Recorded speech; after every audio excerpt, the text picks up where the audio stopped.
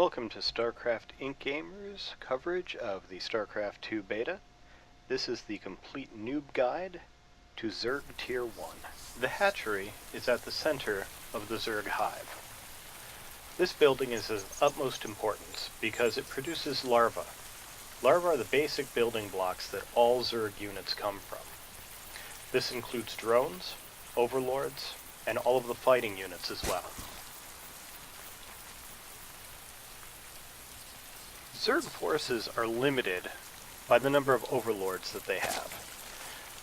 The Zerg is a collective conscious, and the overlords act as a conduit for command and control. Therefore, they can't have more units than they have overlords to exert this control. Like Terran and Protoss, part of the Zerg economy includes harvesting Vespene gas. To harvest Vespene gas, a Zerg player will morph a drone into an extractor. Once the extractor is done, drones can be assigned to collect Vespene gas that it produces. The hatchery, like Terran and Protoss buildings, can have waypoints assigned to it. If you select the hatchery and then right-click on a field of minerals, all drones produced will harvest those minerals. And another waypoint can be set for all units produced at that hatchery. Waypoints can also be set for Zerg eggs. This allows these drones to immediately begin harvesting Vespene gas without changing the waypoint that was originally set by the hatchery. So all future drones will continue harvesting minerals until the waypoint itself is changed. In order to construct new and varied units, the Zerg player must construct additional buildings. This is done by morphing a drone into a new building. Two very important early buildings for the Zerg player are the spawning pool, which allows production of Zerglings, and the evolutionary chamber, which is used to research upgrades.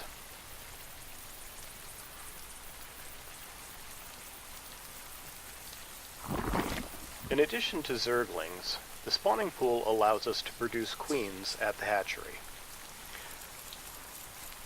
It also unlocks the ability to produce a spine crawler. Spine crawlers are defensive structures that are actually Zerg units. They're able to uproot and then move to another place on creep before settling in again, and again being able to defend the hive cluster. A similar unit is the Spore Crawler, where the Spine Crawler is ground-to-ground in nature. The Spore Crawler is ground-to-air unit. And the Spore Crawler is enabled by the Evolution Chamber.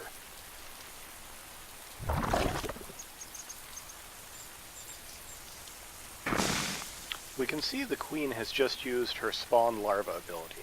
This will supercharge larva production at the hatchery for a short period of time. When it completes, 4 extra larvae will be available for producing drones, Zerglings, or any other unit that is necessary. Here you can see the Spine Crawler and Spore Crawler uproot, move, and then reroute. The spawning pool also unlocks the Zerg ability to build a Baneling nest and a Roach warren. The Baneling nest will allow Zerglings to metamorphose into Banelings. We will see that later on. And the Roach warren will allow production of roaches.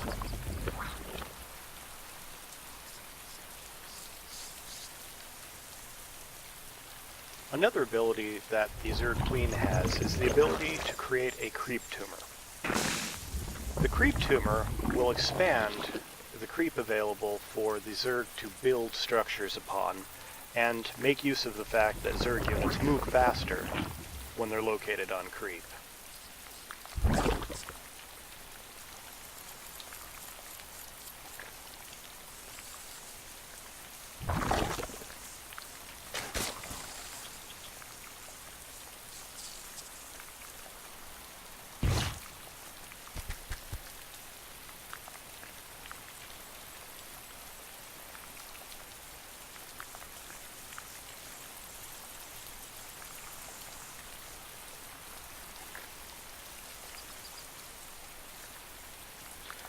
These Zerglings are going to be taking care of some destructible rocks.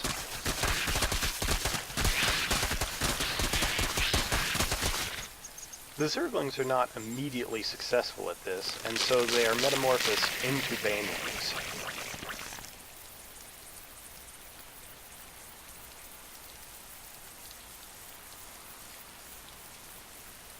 These roaches are also going to be pressed into service in taking care of these destructible rocks.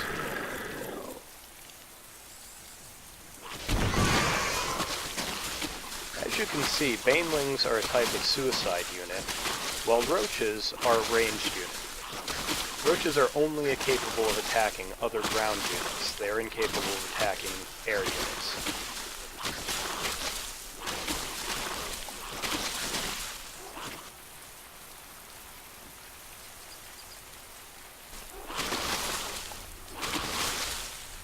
Here you can see that certain Zerg eggs have been commanded to immediately attack the destructible rocks.